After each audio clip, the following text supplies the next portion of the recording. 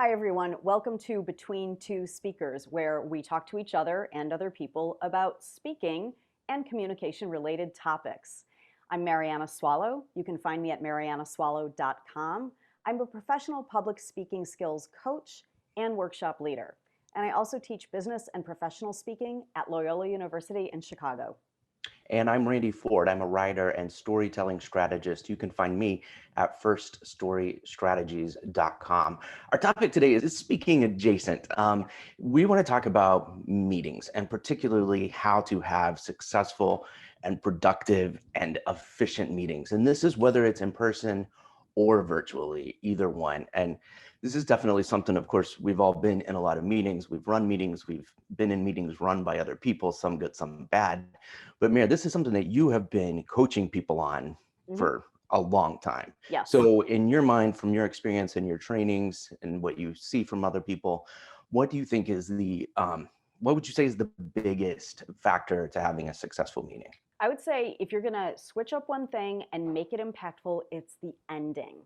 Because this Mm, is the part, Randy, where most people just kind of go hands off and drop it. Because what happens with most meetings? We might have an agenda, or most times we don't, and we get together, we meet, we talk about the thing, we talk about what we need to do. We say, yeah, Randy will do that, and Mayor will do that.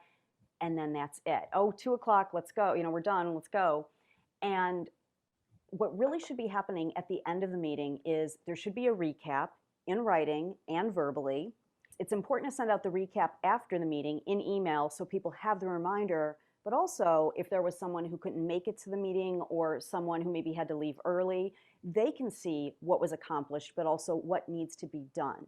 And for that end of the meeting, what I highly recommend is before you say, yep, we're done, take just a second and somebody write down who agreed to do what and by when. So we're assigning tasks or agreeing on who will do the task, but we're also adding a deadline to it. So there's some urgency to it. And so people know they need to add it to their list for next week or whatever it is they need to do. But using those few minutes at the end of the meeting, I strongly suggest build it in. And even if you don't want to, even if you think it's not important because everyone knows what was said, it is important. And yes, you have to recap what was said, who's going to do what in email and writing. And my favorite formula is that who does what by when. that's great because it's helpful to have, but it also sometimes comes back as the CYA. If you need Right. to go back to it for a reference and be like, wait, what did we talk about?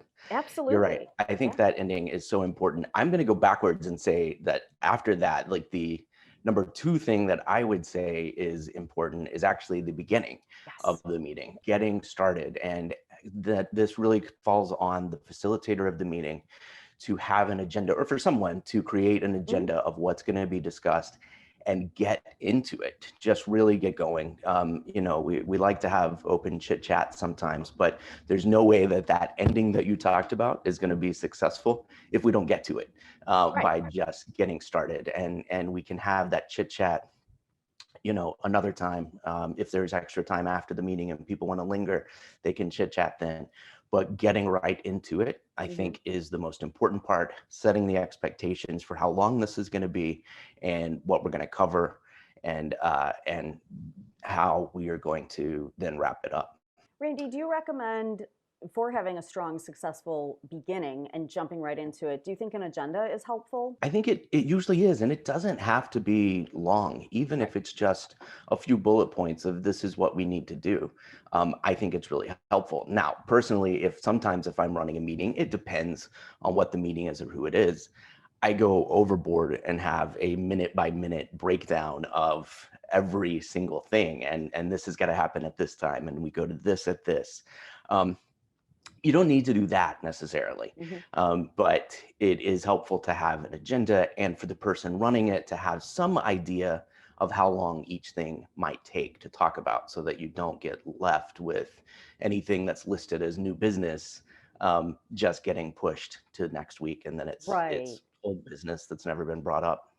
I like your idea of adding how much time something's going to take, even if it's a guesstimate, because I think that's another area where meetings fall short. Because even people who create an agenda, they will just write out the few bullet points and they don't really think about, oh, well, discussing the issue we're having with the vendor, they don't think, well, is it a 10-minute topic or is it a 15-minute topic or is it such an issue that we're going to talk about it for half an hour? I think our inclination is to just, if we make an agenda, lots of people don't, so if you don't, please make agendas, but just to barf out the topics on the paper and hope you get all of that accomplished in the allotted time. And that's where we trip up then. Yeah, and it also cuts down on side conversations. So if Yes. something starts to get off track, you can say, look, I want to get back to our schedule here because we only have 10 minutes on this topic. You raise a good point. Let's get to that after or Hmm. talk about it another time.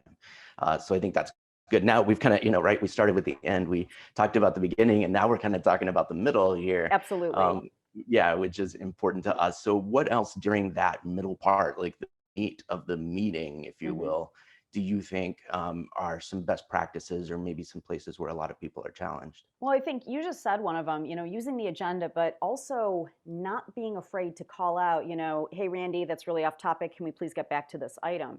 And you mentioned this before, it really is on the facilitator. If you don't know who the facilitator is, whoever called the meeting, they need to facilitate. And I think this is another one of those tricky areas because nobody ever teaches us how to run a meeting. We might see it, or we might see it done poorly, and we just kind of stay in those bad habits and drag them through our entire careers. But yeah, it's using the tool, committing to making these positive changes in your meeting, using the tool, but also having the courage.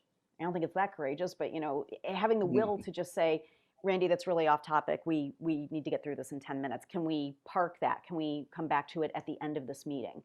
Yeah, or to use another cliche, can we take that offline if that's something Exactly. that only affects a couple of us? And it's good to do it politely. If I can do a confession here to you as a professor, Sure. I'm reminded of a time in college in one of my TV courses when it was a pretty casual class, Mhm. but on this particular day, I think I was being a little chatty to the group. And the professor, who was and remains a dear friend of mine and may even be watching this, just walked right up to where I was sitting in the lecture hall and said, Randall Ford, if you don't shut the, and it was a very colorful finish to that sentence. And I got the point. And she was the facilitator of that. I realized that I needed to park it, as you just said, take my chit chat offline.